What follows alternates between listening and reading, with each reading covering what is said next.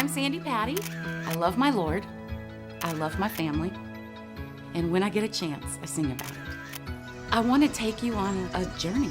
I want to take you on a story that has radically transformed the inside of all of who I am.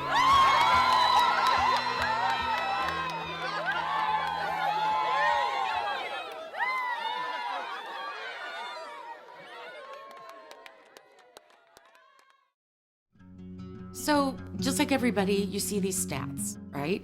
1 in 5 children die of diarrhea.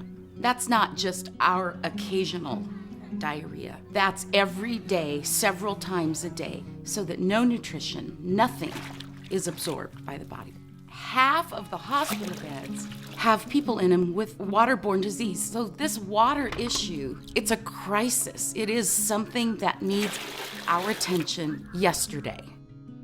I am so thrilled to be able to go to Sierra Leone with Water4. Water4 goes into an area and identifies an NGO, a non-governmental organization that is helping communities. And we go in and we train their leadership so they can go train the locals how to drill water wells on their own. With this training that we offer, when we leave behind the tools and they have a ready-made business. It gives them a job, gives them purpose, and it gives entire regions clean water, all in the same package. I am really excited to watch the well project and to just see the difference it has made. And I'm so anxious to see it that I had to bring my whole family with me.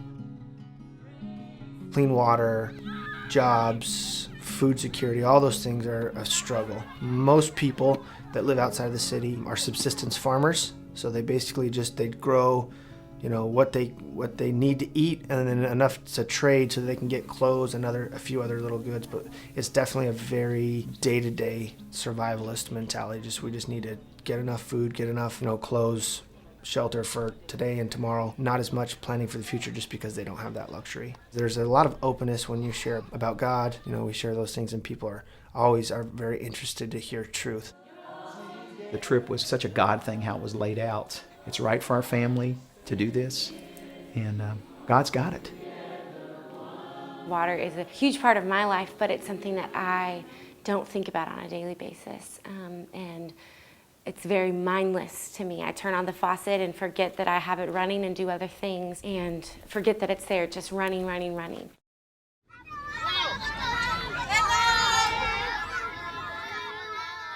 The first thing on our journey, we were invited to go to a polio camp. Now, I'm not really sure when I heard polio camp what that was going to look like, although I knew that those who had suffered from polio and suffering from polio had a place. Here I was expecting we were going to bring them joy, and they were just immediately giving us great joy. They were celebrating the fact that they got crutches to walk on. They were celebrating the fact that the moms who had polio could spend the life with their children. Water4 had put in a solar pump. So not only was there fresh water and clean water and safe water, there was accessible water. Because they didn't have to pump it, because somebody had the forethought to think that's not going to be a reality. So Water4 put in a pump that water through drainage system went right to them.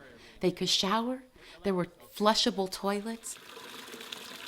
Really, where would they be if Water4 had not come in and not only met their need of water, but met their need of their physical limitations?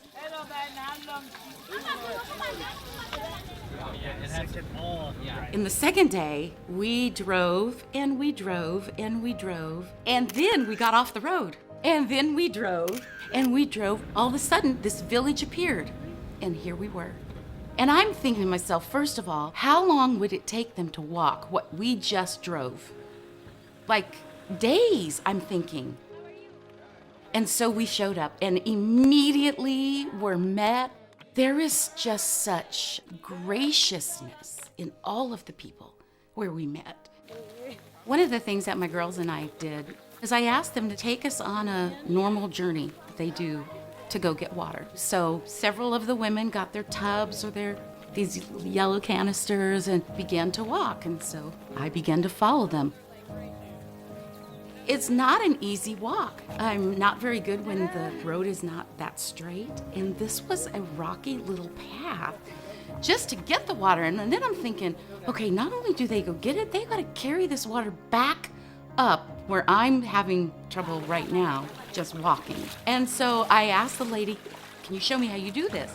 So she motions to me, come on. So you're holding your skirt, you're trying to get the water, and the water is just so, it's not even clean. It's just cloudy and dirty, and it looks dirty just with eyesight, let alone microscopic. But nevertheless, that's what they need. And I mean, those things are heavy, just carrying it with your hand, holding your skirt up, trying to walk out of the water. And so I asked one of the ladies, I said, can I put it on my head? And through the interpreter, she said to me, you've never done this before? And I said, no, I haven't. She went, no more words needed, just like, shame on you. I put that on my head for probably 5 seconds because it was so heavy, 48 pounds. It was beginning to crush my neck. So I couldn't even do it, let alone the physicality of walking back now another mile, to deliver the water. Unbelievable. I am just in complete awe of the resiliency of these women. 200 million hours a day that women all over the world waste on just going to gather water, and that's not even good water. I mean, I think they would walk 5 miles for clean water, and yet it's such a need. And yet they know, as the women in our circle said, we know that even though our children need water, we know that giving it to them is going to make them sick. The way Water4 designed most of them, this one's an original Water4 one. Anything with a small. So to see clean water come into their village. This is a 6. This is a 5.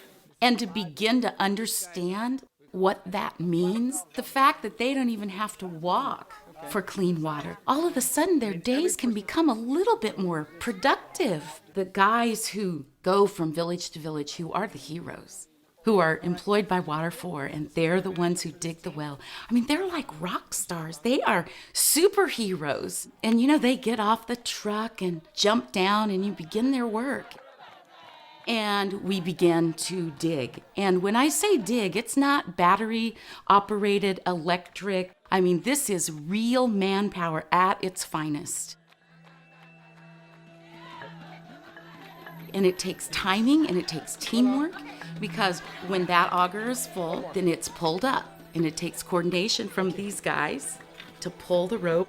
So they're pulling on the auger to come up, and then it has to unhook. Jonathan was the unhooker, and then it came over to me, and then I got that and dumped out the dirt. But there's a special way that you have to dump out the dirt, because you have to assess, are we into clay? Are we into sand? So I had to dump it out a certain way. You just do that, and you do that over and over and over. I mean, they had done that for days before we even got there. And we were doing that for hours and hours with the hope that water would be there.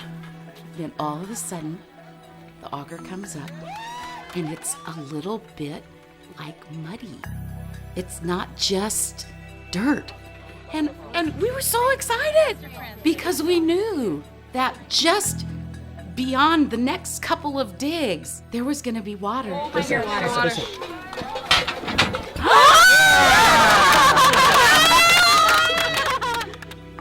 All the tools come from right there, Sierra Leone. And the guys who are going to sustain it live right there in Sierra Leone. And so it is a sustainable option. It's not Water4 coming in and going, hey, good for us, we did this for you. They're saying, how can we come in and empower you? And that's what I love. It's a win-win for everybody. So here goes the pump, and it goes down. It gets installed. They pull all the extra pipe back and hook up the manual lever. And he begins pumping and pumping. Nothing for a while, because we know that it's going to take a while for that to travel up 40 feet.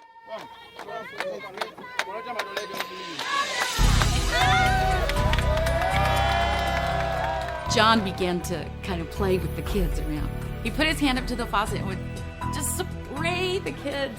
it sprayed me right in the face, which was one of the most delightful things that has ever happened. It was just amazing to see that water was already bringing life. Oh, it's amazing. It's just amazing to see the kids be so excited and the mamas be so excited and the water's right here and it is amazing. The water continued to pump, which had to do for a couple of hours to get, the sand and silt and stuff out. So that was awesome. Just awesome to get a chance to see everybody in the village do their part. In that very simple moment, their lives were changed. Their kids' lives were changed. Their lives were changed. It was overwhelming. And to meet that need by such a simple thing, by a few metal pieces, to drilling down in the earth where they already are, where water is already there, is unbelievable. We got to go to our fourth village, and clean water had been there for quite a while. And the first thing that struck me were all of the infants. And I just have to draw the conclusion that because there was life-giving water, the infants immediately had a chance at survival. We got to be part of a church service there that, once you meet physical needs, spiritual needs are able to be addressed. And so a church began to spring up. But had water not been in place, I don't think that it would have been able to get to that next step and that next step and that next step. It was an amazing thing to see not only physical life emerge in that community, but such tremendous spiritual life. One of the things that our families always love to do is sing. And to sing a song, "Blessed be the name of the Lord," is that no matter what circumstance, we've been able to sing that song, that God is good and God is faithful. Blessed be your glorious name. You're not really responsible till you see, but once you see something for real, that's when you become responsible. I don't know that I ever spoke a word to this young man at the church service, this little boy who just laid in my lap and went to sleep. So it was real. And, he had a face. I became responsible.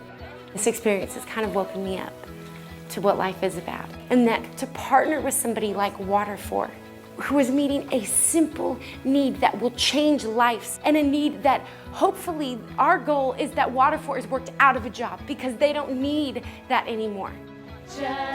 There are times that we need to sit and pray about things, and then there are times there is no longer prayer needed. We just need to take action.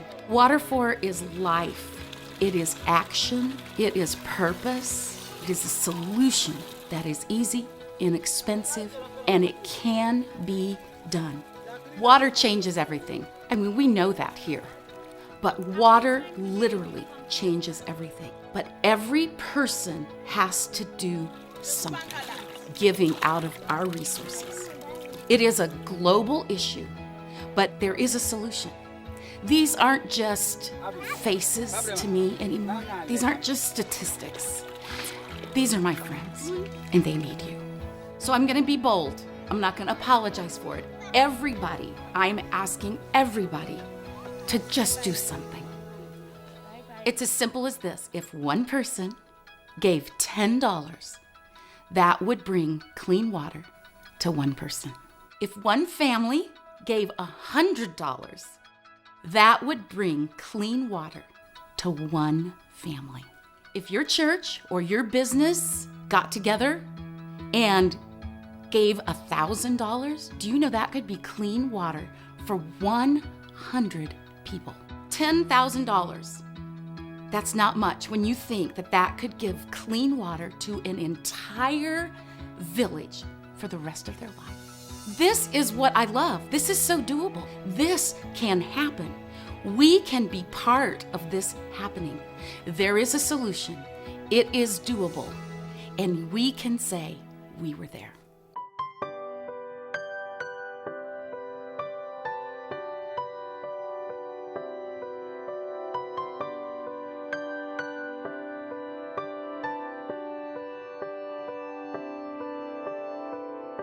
I saw you walking in the heat. An angel whispered we would meet someday. I know it seems like no one cares, but he has counted every hair on your head.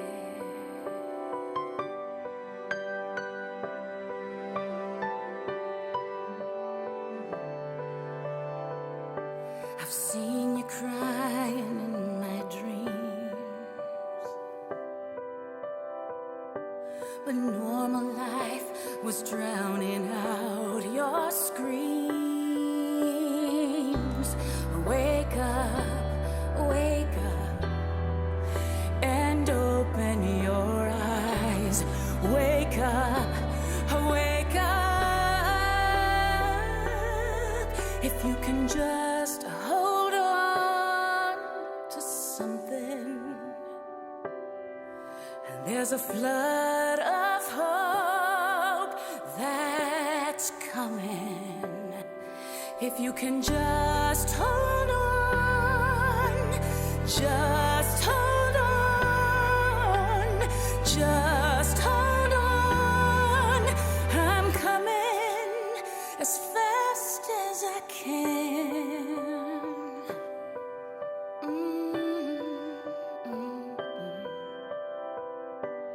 In the endless sea of faces, you're not a castaway to me. When giving in seems so persuasive, will we rise to meet your need?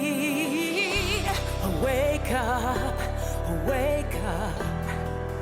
and open your eyes. Wake up.